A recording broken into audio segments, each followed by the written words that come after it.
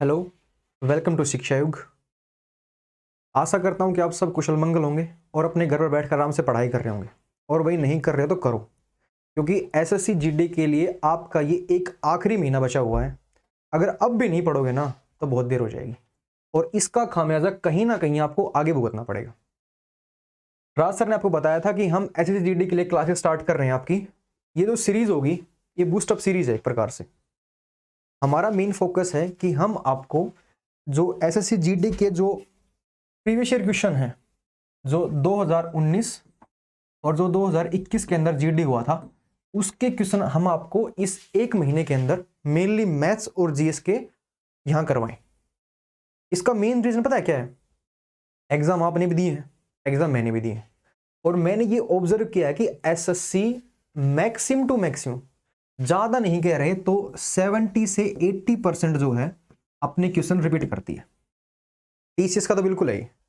आपने नहीं देखा तो आपका पहले का प्रीवियस उठा के देखो एक बार, मैक्सिमम रिपीट कर रही है। मैंने सीजीएल दिया है, सीपीओ दिया है, भाई बहुत रिपीट हो रहे हैं पर्सन, और जिक के तो रिपीट है ही। तो आप ज़्यादा समय नहीं लेंगे। आपका मेनली यही है कि आप अपनी क्लासेस पे फोकस करो और मैथ्स और जीएस के लिए यहाँ बने रहो। शिक्षा के ऊपर आपकी डेली लाइव क्लासेस होंगी, और अब किसी कारण से लाइव नहीं हो पा रही हैं, लेकिन सर की डेली लाइव रहेंगी और एक दो दिन के बाद हम भी लाइव हो जाएंगे। किसी कारणवश नहीं हो पा रहे हैं तो अब ज़्यादा समय नहीं लेंगे। और आपको बैनर आपको दिख रहा होगा, इसके अंदर हम एसएससी जीडी 19 और 21 के सभी पर्सन आपके लिए लेके आए हैं भाई।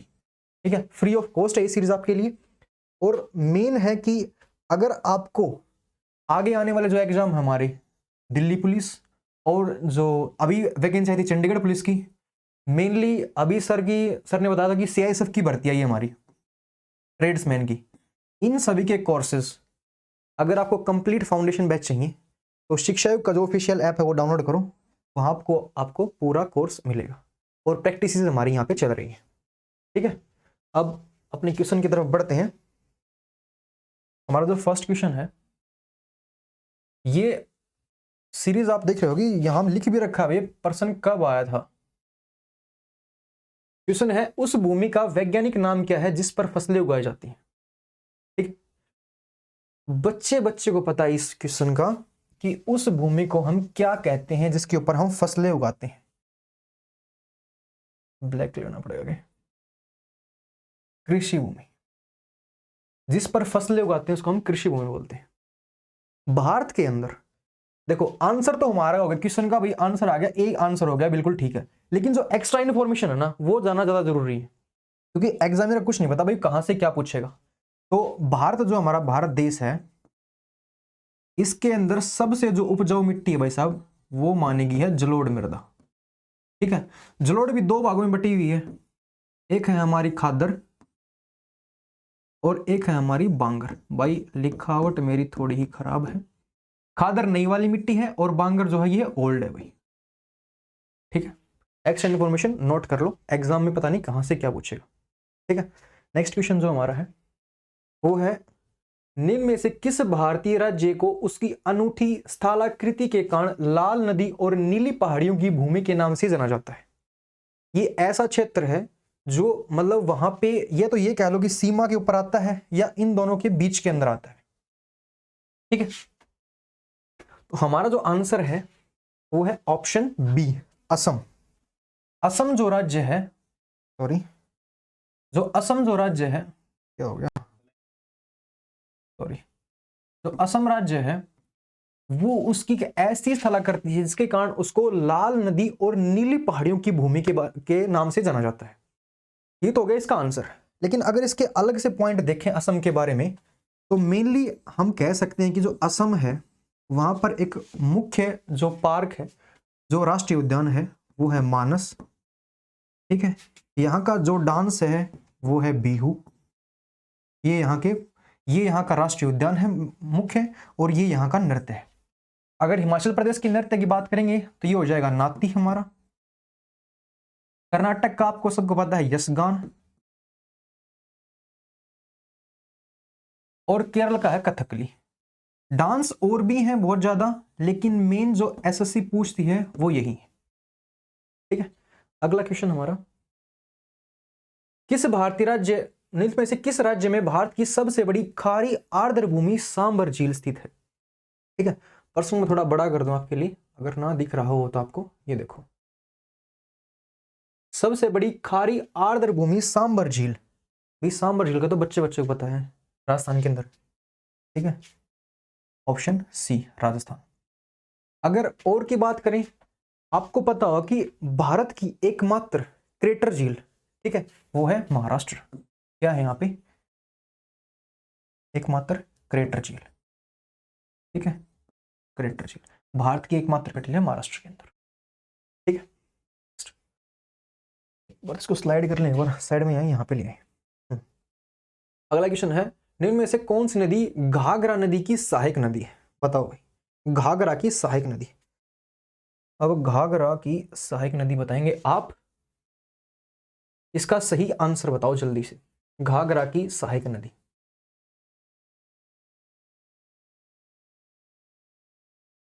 इसका सही आंसर है भाई सरयू। जो घाघरा की सहायक नदी वैसा वो है सरयू। सरयू नदी घाघरा की सहायक नदी है।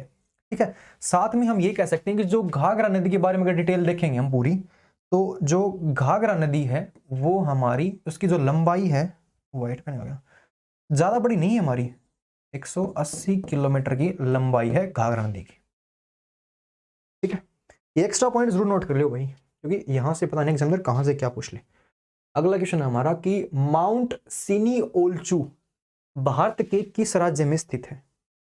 पर्सन हो गया एक जगह, लेकिन सबसे पहले ये पता होना चाहिए कि ये है क्या चीज। ये जो माउंट सिनी ओल्चू है, ये है क्या चीज भाई? ये है पर्वत चोटी। ठीक है, जैसे कि आपकी माउंट एवरेस्ट है, कंचनजंगा है, K2 है। ठीक है, ये वैसी एक पर्वत चोटी है। पूछा गया है कि किस राज्य में स्थित है। जो ये पर्वत चोटी है, ये है सिक्किम के अंदर। ठीक है, सिक्किम के अंदर है पर्वत चोटी। और इसकी अगर हाइट भी पूछ ले, इतना डीप जाती नहीं है, अगर हाइट पूछ भी ले तो इसकी हाइट राउंड फिगर जो मानी गई है, वो कुछ किताबों के अंदर, वाइट कहां गया, कुछ किताबों के अंदर तो 6890 है और कुछ के अंदर 6888 है। जितना मैंने पढ़ा है वो 6888 पढ़ी है, ज्यादा एक्यूरेट ये रहेगा। लेकिन एग्जाम में इतना डीप नहीं जाएगा, वो पूछता था या तो K2 की पूछेगा या माउंट एवरेस्ट। जो पहली तीन है ना, मेन उनके बारे में आप ध्यान रखो, उन कहाँ पे है सिचुएटेड, कहाँ, जैसे कि K2 मानते हैं भारत की सबसे छोटी है, ये भारत की POK, जो पाकिस्तान ऑक्यूपाइड जो एरिया है, जो कश्मीर है, उसके अंदर पड़ती हुई। इसकी हाइट आपको पता होनी चाहिए, जो तीन चोटियां मेन, इनकी हाइट आपको पता होनी चाहिए और कहां पे ये है। ठीक है, अगला क्वेश्चन, इनमें में से कौन सा बांध जो है कावेरी नदी पर बना हुआ है? ये तो भाई ऑप्शन देखते ही पता चल गया होगा कि कावेरी नदी पर कौन सा बांध है। नहीं पता चला तो गलत बात है, पढ़ाई पर ध्यान दो। ठीक है, इसका जो आंसर है ब्लैक, कृष्णा राज सागर और मेटूर बांध दोनों कावेरी नदी पर हैं। मेन बात है कि इतना तो पढ़ लिया कि ये दोनों बांध कावेरी नदी पर स्थित हैं, इनकी लोकेशन भी पता होना चाहिए आपको, ये है कहां। अगर मैं बात करूं, कृष्णा राज, ये है कर्नाटक के अंदर। ठीक है, पहला। मेटूर बांध, ये है तमिलनाडु के अंदर।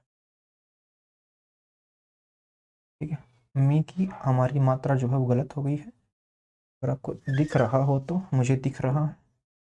ठीक है, मिल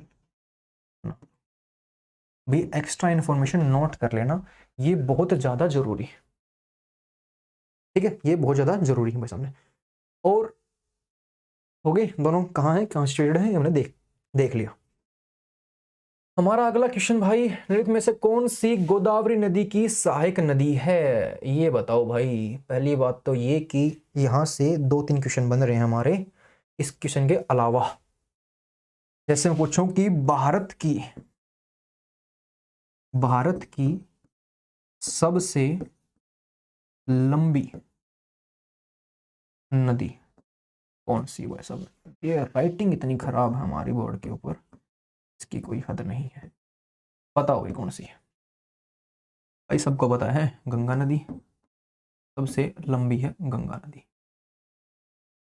क्वेश्चन यहीं से आया कि अगर आया भारत की सबसे, गंगा होगी।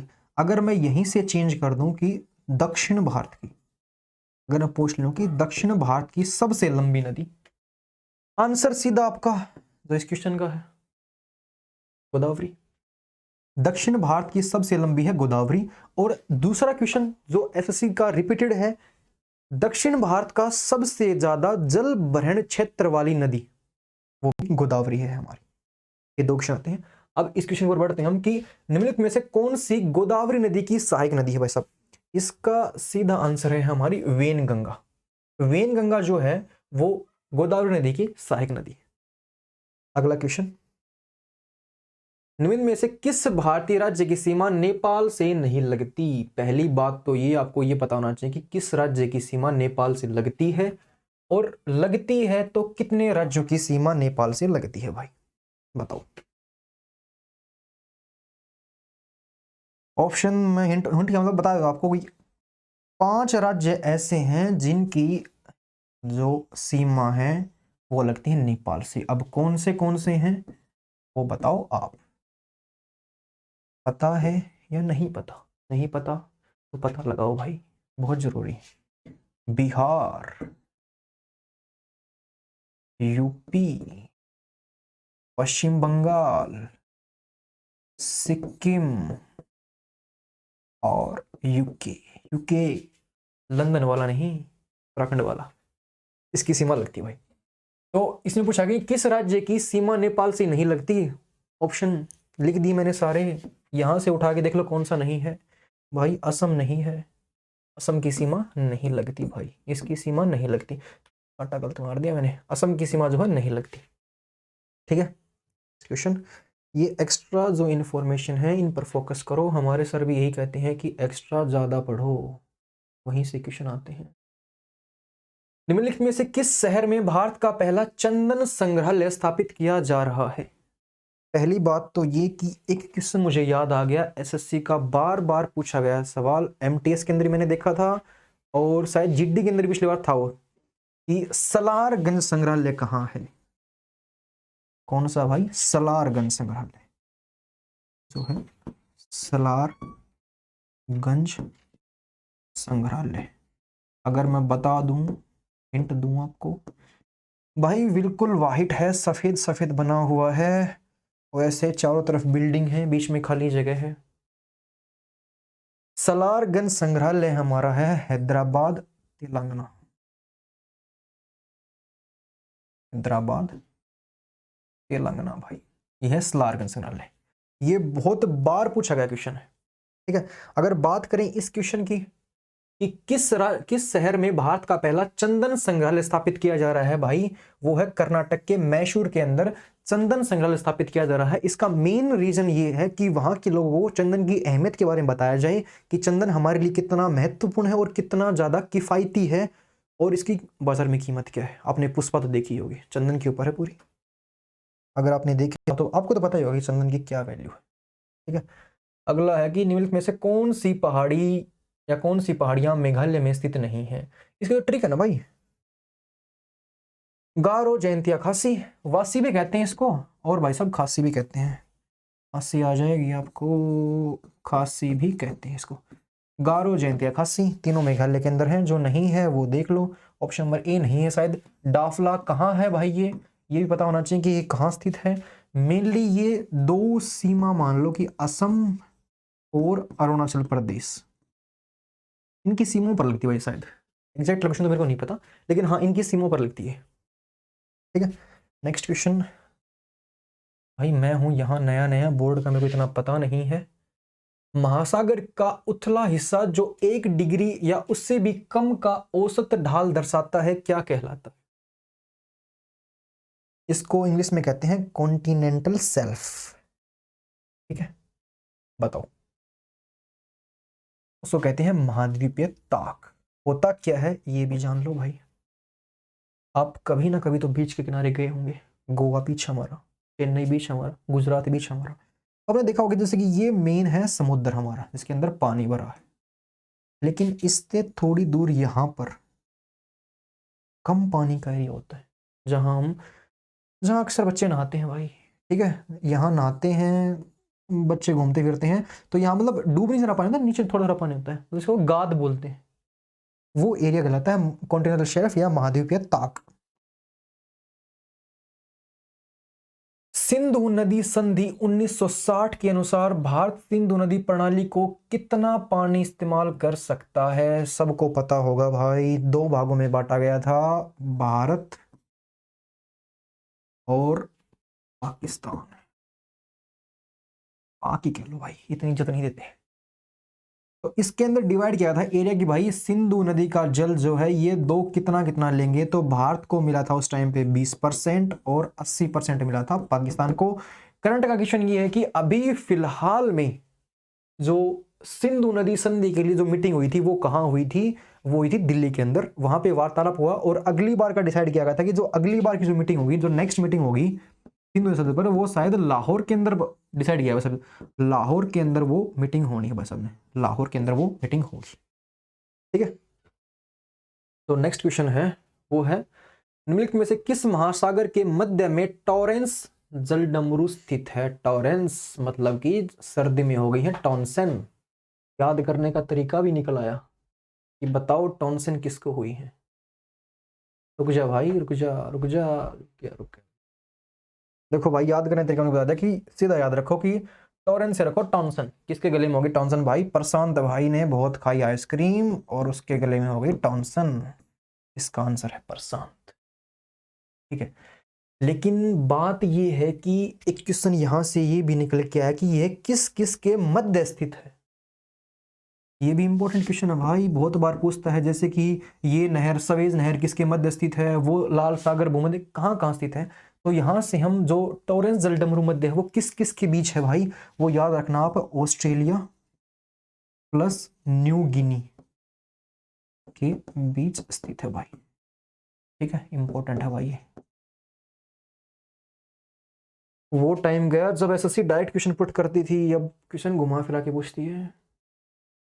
Salal hydro electric power station निम्नलिखित में से किस नदी पर बनाया गया है? बताओ भाई। सलाल, पहले हमने पढ़ा था कि सलार गन संग्रहालय, अब आ गया है कि Salaar hydro electric power station किस नदी पर बनाया गया है भाई? एकमात्र नदी है चिनाब। बताओ भाई, इसके बारे में और क्या बताएं। कोसी सबसे ज्यादा मार्ग परिवर्तन करती है भाई, मार्ग परिवर्तन है, ठीक है, बिहार का शोक भी कहा जाता है। भागीरथी भाई गंगा की सहायक नदी है, और झेलम तो मेरे को भी याद नहीं किसकी सहायक नदी, किसी की तो होगी भाई ये, शायद शायद शायद सिंधु की है भाई, शायद शायद जितना मेरे को पता है, जहाँ की चेनाब रावी व्यास झेलम, हाँ सिंधु की है भाई, कंफर्म सिंधु की है, ठीक है। अगला क्वेश्चन है, निम्नलिखित में से कौन भारत का सर्वोच्च या सबसे ऊंचा बांध है? ये तो उंगली उंगली पर लिखा होगा, इसमें तो कुछ कहना ही नहीं है, सीधा आंसर लगाओ भाई। टिहरी बांध जो है सबसे ऊंचा है, ठीक है, उत्तराखंड में है। अब ये बता दो किस नदी पर है, बता दो जल्दी से किस नदी पर है भाई। और इसका एक नाम और भी है भाई, इसको कुछ और भी कहते हैं, बताओ क्या कहते हैं इसको। इसका भी नाम चेंज किया गया है, चेंज तो नहीं मतलब कुछ कहते हैं इसको। और कितनी हाइट है इसकी, ये कुछ क्वेश्चन है जो निकल के आते हैं, कितनी हाइट है, किस नदी पर है, और इसका नाम क्या है। बता दूं आपको मैं कि ब्लैक है ना, 260 मीटर इसकी हाइट है, भागीरथी नदी पर स्थित है, भागीरथी, हाँ। और इसका जो नाम है भाई वो है स्वामी राम तीर्थ, वाइट से लिखना पड़ेगा भाई, स्वामी राम, हमारी राइटिंग बहुत अच्छी है, स्वामी राम तीर्थ बांध आगे आप लगा लेना भाई, ठीक है। और के बारे में बताएं अगर, इनके बारे में 2-3 और रह गए हमारे पास। बांगड़ा नागड़ बांध किस नदी पर भाई? यह है सतलुज के ऊपर, ठीक है। 1% में 4% करो आप। हीराकुंड बांध भाई कहाँ है, मतलब कौन सी नदी पर है भाई साहब? वो है महानदी पर। और सरदार सरोवर भाई साहब गुजरात और नर्मदा, ठीक है। ये एक्स्ट्रा लिख लेना, अपनी काम आएंगे बिल्कुल। इसको नहीं हिलाएंगे भाई, ये 2-3 पार्ट में बटा हुआ बेचारा, इसका ऑपरेशन कर दिया क्लास से पहले हमने। गरबा एक लोक नृत्य है जिसकी उत्पत्ति कहाँ हुई थी, तो बताने की जरूरत ही नहीं भाई। कहाँ है? गुजरात। और इसका मैं बता दूं महाराष्ट्र का है लावणी। राजस्थान के 2-3 हैं लेकिन फेमस इतने नहीं हैं। एक तो है, अरे यार वाइट, एक तो है कालबेलिया, ठीक है, घूमर, ये राजस्थान के भाई। बिहार का है जाट जाटिन, बिहार का जाट जतिन भी कहते हैं और जाट जातिन भी, मतलब जो भी है वो कहते हैं। ठीक है। इलाहाबाद के पास एक परिष्कृत जल संचयन प्रणाली जो प्राचीन काल में भी गंगा नदी के बाढ़ के जल को नहर से बाहर निकाल देती थी। बताओ आंसर। इसका आंसर रहेगा आपका श्रीरंगवेरपुर। ये मतलब पुराने समय से है जो गंगा नदी का पानी बाहर निकाल रही है नहर के जरिए। भारत में हिम तेंदुआ स्नो लेपर्ड परियोजना की शुरुआत की गई थी। ये प्रश्न अच्छा है भाई, और यहां से 2-3 प्रश्न और निकल के आएंगे। बताओ भाई कब हुई थी भाई ये? एक मैं पूछूं, टाइगर रिजर्व, टाइगर ये वो परियोजना ही थी, रिजर्व मतलब जो भी था, टाइगर, और एक थी हाथी। ये भी जरा बता देना भाई कब कब हुई थी। ठीक है। शायद जितना मैंने देखा था उतना शायद इसका आंसर था भाई सी, 2006। ठीक है, क्या हो गया भाई? 2006 नॉट कंफर्म, बाकी 2006 मैंने पढ़ा था।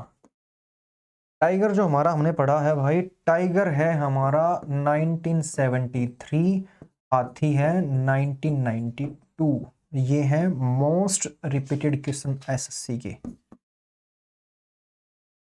ठीक है, मोस्ट क्रिटिकल। और भाई बता रहे हैं कि पीछे हमारी टीम ने क्लियरफाई कर दिया कि 2006 नहीं है, 2009 है। सॉरी इसके लिए भाई, हम भी भूल जाते हैं। 2009 सही आंसर इसका। ये जरूर याद करना भाई, 1970 टाइगर का है और हाथी का है 1992। ये बहुत बार आई पेपर के अंदर। ठीक है।